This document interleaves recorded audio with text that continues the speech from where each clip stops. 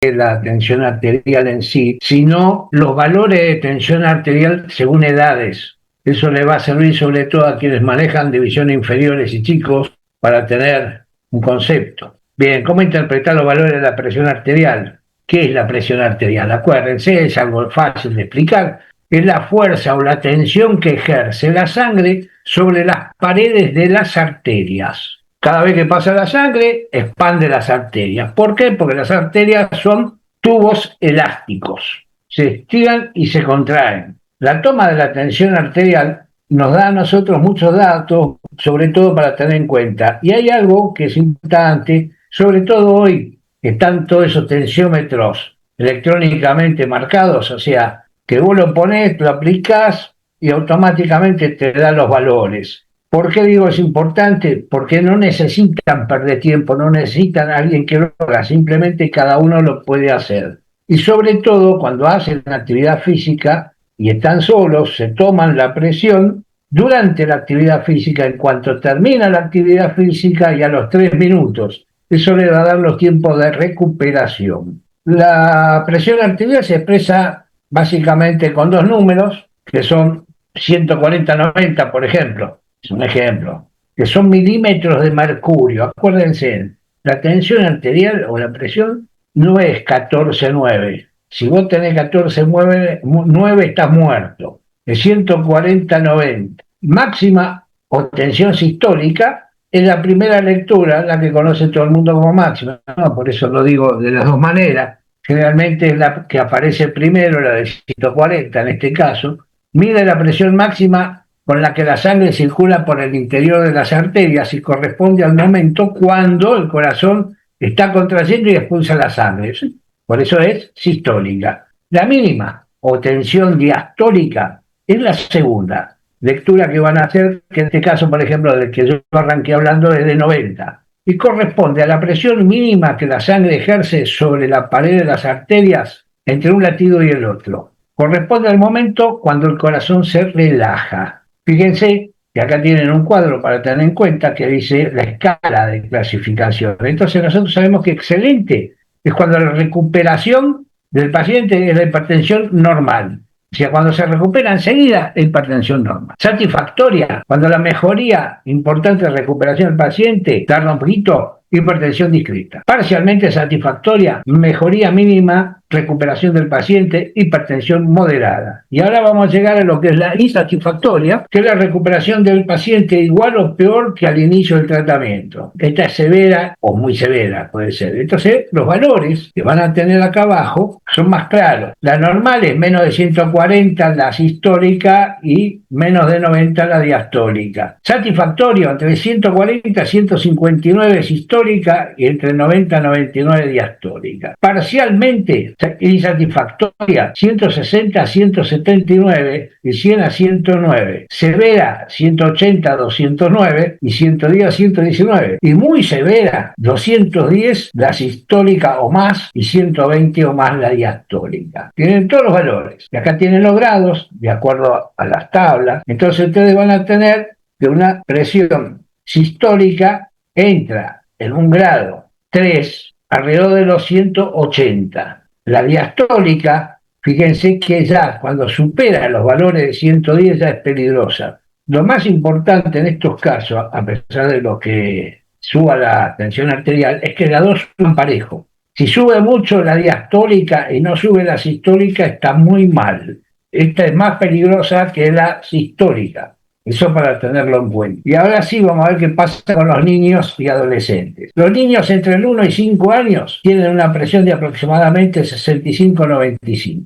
Entre 6 y 13, 70 y 105. Entre 14 y 19, 77, 117. Entre los 20 y los 60, 80, 120.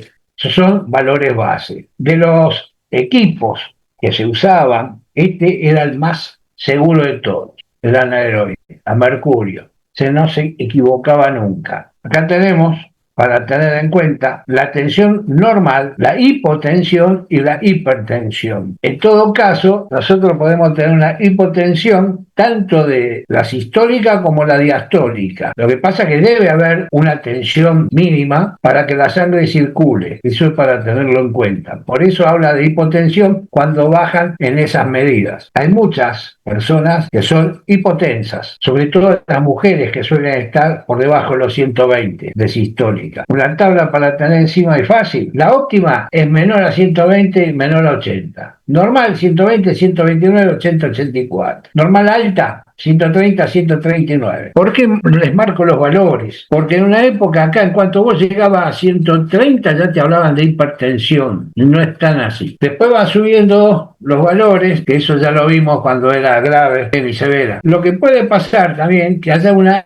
presión sistólica aislada, mayor o igual a 140 y menor a 90, que suele pasar durante determinados momentos del día, por lo que hicieran, por tensión nerviosa, por lo que fuera. Eso pasa, no es que nadie está exento. ¿Qué tenemos que tener? Bueno, para tomar la tensión arterial, acuérdense, brazo tendido sobre una mesa, manguito adecuado a la altura del corazón. En realidad es importante hacer 3 medidas y prestar atención sobre todo a las 2 últimas, que son las que nos van a dar las recuperaciones. La planta de los pies apoyada, la espalda recta, hay que evitar fumar, tomar café o alimento antes o ejercicios 30 minutos antes, habitación silenciosa, temperatura adecuada, reposo previo. Ustedes están haciendo algo, se sientan, bueno, se tienen que relajar, descansar y después tomar la presión. No hablar con el paciente durante las mediciones, por ejemplo, porque cualquier gesto que hagan, todo lo que sea, modifica automáticamente la tensión arterial. Ahora vamos a ver qué pasa con los sexos. La presión arterial, habló del sexo femenino y masculino. Con el sexo también sube la presión, quédense tranquilos.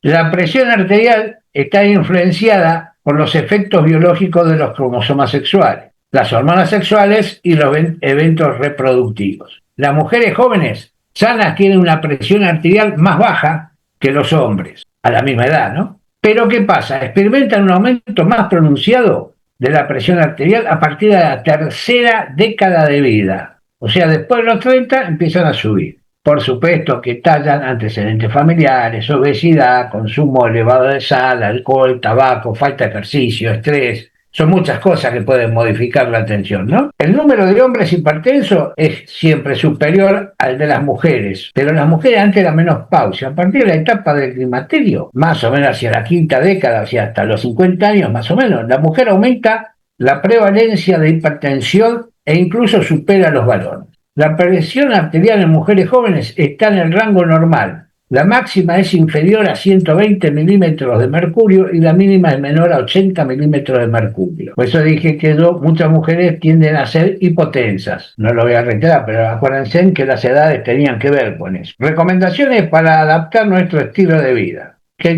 tenemos que hacer? Cuidar las calorías de la dieta. Si estamos con sobrepeso, perder peso. Si se tiene sobrepeso u obesidad. Reducir la cantidad de sal en las comidas, evitando tomar alimentos precocinados, enlatados y embutidos. Aumentar el consumo de potasio, frutas secas, vegetales y cereales. Aumentar la ingesta de calcio. Andar diariamente al menos media hora, siendo preferible entrar 1 y 2. ¿Por qué digo andar? Porque muchas veces nosotros acostumbramos, sobre todo a medida que pasan los años, a dejar la actividad rutinaria todos los días y lo hacemos 1 vez por semana o 2. Acuérdense que no trae ningún beneficio eso. Disminuir el consumo de alcohol. Frecuencia cardíaca. Y acá venimos otra vez. Es el número de contracciones del corazón, bueno, pulsaciones por unidad de tiempo. Normal entre 60 y 85 latidos por minuto. Taquicardia, más de 90, bradicardia, menos de 60. Ahora esto, acuérdense siempre que en los deportistas, debido a los entrenamientos, la bradicardia puede bajar. No ser de 60, puede llegar a ser de 40, inclusive en algunos casos baja a 30. También puede pasar que debido a esto haya algunos pulsos irregulares que no serían tan complicados, que a veces hay que controlarlos, sobre todo a nivel deportivo, al bajar tanto la frecuencia. Valores de referencia a pulsaciones en reposo y por minuto. Y otra vez vamos a las edades. Por edad, de 20 a 29, 30 a 39, 40 a 49 o 50 o más. Por ejemplo, el normal 70 a 84, Inadecuado, 86 o más. Bueno, 62, 68. Excelente, 60 o más. Claro, a medida que baja la cantidad de pulsaciones, pues el corazón manda mayor cantidad de sangre en cada contracción, así de fácil es esto, no tiene complemento. Pero a medida que pasan los años, ustedes fíjense cómo se va modificando el tema, y cuando llegamos ya a los 50 años, el inadecuado pasa a ser 90 o más. Normal, 76 a 88. Bueno, 68 a 74. Y 66 o menos, excelente. En las mujeres, de 20 a 29, es malo si es más de 96. Normal, de 78 a 94. Bueno, 72, 76, excelente, 70. Ven la diferencia que hay. En 50 o más, me voy al otro extremo, ¿no? 104 o más, lo normal es 84 a 102. Bueno, 76, 82, excelente, 74 o menos. Los niños de 5 a 6, 75 a 115 latidos por minuto. De 7 a 9, 70 a 110 latidos por minuto. De 10 años o más y adultos, de 60 a 100 latidos por minuto. Y los atletas entrenados, entre 40 y 60 latidos por minuto. ¿Cómo tomar? Acuérdense, siempre el pulso se toma sobre arteria. Este es el más común, el de la muñeca. Hay más, y no es el único punto para tomar. Ustedes pueden tomar el femoral, el radial, el braquial, en el codo, en la parte anterior, en la carótida, en el temporal, en la apical. El tema es el popliteo, el tibial posterior, el pedio. Esto es común. Si ustedes han visto en algún momento que alguna persona, sobre todo gente mayor con problemas circulatorios, le toman casualmente el pulso en la forma del pie, el pedio, para ver qué pasa con la circulación, porque a lo mejor acá arriba anda perfecto y acá abajo no late. Acá tienen, como lo van tomando, están los pies, ¿eh? ¿Qué pasa con el entrenamiento? Bien, el entrenamiento de resistencia disminuye la tensión arterial en reposo y durante los ejercicios submáximos. Por lo tanto, disminuye la tensión sistólica, disminuye la tensión diastólica y por lo tanto la tensión media. Los ejercicios máximos de alta intensidad reducen la tensión arterial diastólica y media, pero nunca disminuyen la sistólica. El ejercicio realizado con los miembros superiores somete al corazón a un trabajo mayor que el tren inferior. ¿Por qué? Esto se debe, el retorno venoso es más dificultoso, tiene menor uso de masa muscular y mayor resistencia al flujo de sangre. Hipertensión sistólica. Si es mayor a 230 milímetros de mercurio, debe ser controlada. Presenta peligro futuro de hipertensión. Hipertensión diastólica. Si aumenta más de la basal, entre 20 y 30 milímetros de mercurio, se mantiene por debajo de los 100 milímetros, es aceptable. Si la supera, es peligrosa. Hipotensión sistólica. Significa una alteración en la contracción del ventrículo izquierdo. Generalmente se da por cardiopatía isquémica. Hipotensión diastólica, o sea, la diástole es muy baja, ¿no? Es menor en ejercicios extenuantes debido a la vasodilatación y disminución de la resistencia periférica. Inalterable. La tensión diastólica puede no modificarse durante el ejercicio, pero sí la tensión sistólica no aumenta, tiene un significado patológico. Acuérdense, acá la única que se tiene que modificar siempre, hagan lo que hagan, es la presión sistólica. Las otras pueden quedar, inclusive se puede dar el caso de que depende del tipo de actividad que hagan, la diástole baje por debajo de los valores normales. Insuficiencia cardíaca. Las enfermedades cardíacas limitan el aumento en el volumen sistólico y en el gasto cardíaco durante el ejercicio. Disminuye el aporte de oxígeno y aumenta la producción de ácido láctico, por lo cual se acelera la instalación de la fatiga. Es toda una cadena esto, ¿eh?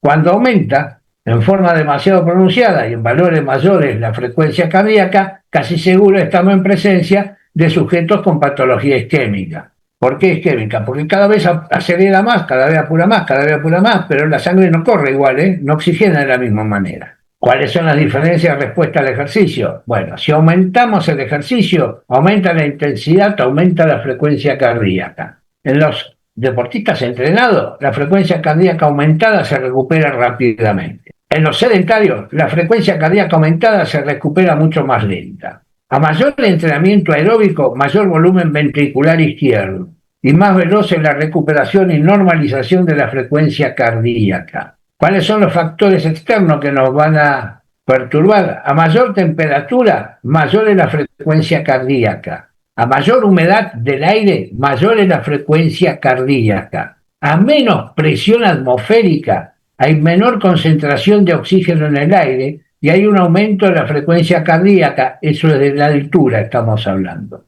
Algunas patologías, pacientes con patologías podrían ser anémicos, valvulopatías, infecciones, por ejemplo, poseen una mayor frecuencia cardíaca que cuando están sanos para cualquier trabajo. La frecuencia cardíaca es inferior a 60 latidos por minuto en reposo, hay aumento de la arritmia en algunos casos, pulso irregular, aumento del volumen sistólico que tiene que ver con la adaptación al ejercicio aeróbico. Aparece un soplo fisiológico, soplo sistólico, por mayor turbulencia. Ritmo cardíaco en reposo siempre de baja frecuencia, o sea, bradicardia, va de 40 a 50 latidos por minuto y es muy raro por debajo de esos valores. A medida que pasan los años y debido a la edad, las arterias pierden elasticidad y se hacen más rígidas y tienen menos capacidad para adaptarse a presiones elevadas, lo que hace que puedan romperse u obstruirse con mayor facilidad, lo cual va a ocasionar complicaciones vasculares con más frecuencia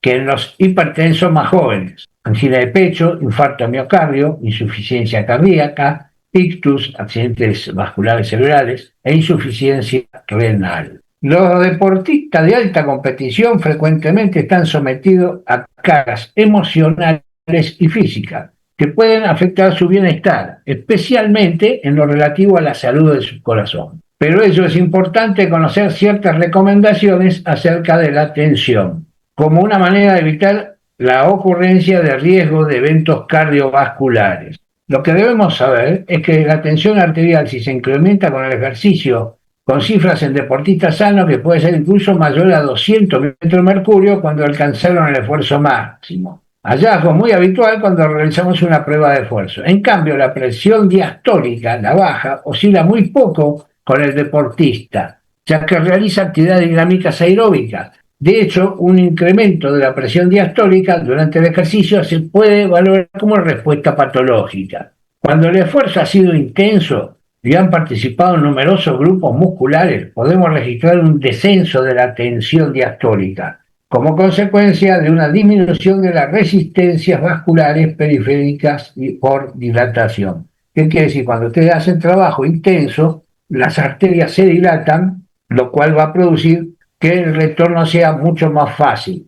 La tensión considerada óptima se ubica entre 120 y 180 milímetros de mercurio. Generalmente el médico tratante prescribe el tratamiento en el paciente con valores iguales o mayores a 140-90, al menos en 2 evaluaciones diferentes. Al realizar cualquier actividad deportiva, la presión sufre modificaciones, siendo considerada una respuesta exacerbada al aplicar una prueba de esfuerzo. Puede relacionarse con mayor probabilidad de hipertensión arterial en el futuro. Lo que tenemos que tener en cuenta, por eso habla de la hipertensión arterial en el futuro, si nosotros hacemos trabajos continuos y provocamos una hipertensión elevada y no lo controlamos durante la actividad, nosotros mismos estamos creando un hipertenso. Ese es el tema. Además de la evaluación de riesgo cardíaco, examen de evaluación física, prueba diagnóstica, se realiza una precisa historia médica, todo para descartar posibles lesiones vinculadas con la hipertrofia del ventrículo izquierdo. Claro, el ventrículo izquierdo también se puede agrandar por un problema de hipertensión arterial o por presencia de placas ateroscleróticas, fondo de ojo hipertenso o incremento de creatinina sérica. Finalizando el estudio con el descarte de posible hipertensión arterial de tipo secundario por una ocurrencia del 50% entre pacientes evaluados. ¿Qué quiere decir todo esto? Que nosotros tenemos que tener en cuenta no solo la hipertensión arterial normal, sino tener en cuenta que no haya otras razones por las cuales suba la presión. Uno de ellos tiene que ver con problemas renales, ya aviso, por eso habla de la creatinina. descartando, previo al análisis, el consumo de bebidas de tipo energético, algunos medicamentos antiinflamatorios o la reducción de peso, así como sustancias esteroides anabolizantes. El control médico debe ser periódico y estricto. Los deportistas de alta competición e hipertensos deben realizar mínimo un chequeo anual, atendiendo especialmente los factores de accidente cardiovascular, pero sin tener restricción de realizar deportes de carácter competitivo. Si simplemente tienen hipertensión, hay que hacer un tratamiento, hay que seguirlo, pero no hay problema, puede seguir haciendo actividad. La terapia farmacológica hipertensiva debe iniciarse en deportistas con hipertensión arterial categoría 3. Fue uno de los primeros dibujos que vieron, que hablaba de cuando se mantenían arriba de 180, en ese caso con valores de presión arterial sistólica mayor o igual a 180 y de presión arterial diastólica mayor o igual a 110, cuando se evidencie o sospeche un riesgo considerable de complicaciones cardíacas. Antes no se preocupan tanto. Previo a iniciar la terapia farmacológica, los atletas deben conocer cuáles son sustancias de uso prohibido por la Asociación Mundial Antidopaje. De ser requerido, deben solicitar un permiso especial donde se les autoriza el consumo del medicamento indicado en el tratamiento. Recién cuando un deportista maneja la hipertensión en grado 3 es cuando lo van a medicar, antes no hace falta. Es importante que ustedes vayan teniendo en cuenta la importancia de los resultados que obtengan los médicos cuando hacen las evaluaciones de los jugadores. ¿Por qué? Sobre todo a mí me preocupan con los más chicos, o sea, con las divisiones inferiores. Ustedes van a decir, ¿por qué? Porque generalmente muchas de estas cosas pasan inadvertidas, porque la mayoría de las veces nadie se imagina que puede pasar algo así, pero sí puede pasar que los chicos tengan hipertensión, y esa hay que controlarla para evitar futuros problemas, no otras cosas. Un deportista, ¿no? Que dijo usted, preparado, tiene pulsaciones bajas, de 30 a 40, y una persona que está bien, normal, tiene que hacer doble, 70, 80. ¿Por qué se produce eso? Porque un jugador de fútbol en este caso tiene las pulsaciones tan bajas, o cómo hace, o cómo llega a tener esos valores, a comparación de una persona normal, ¿no?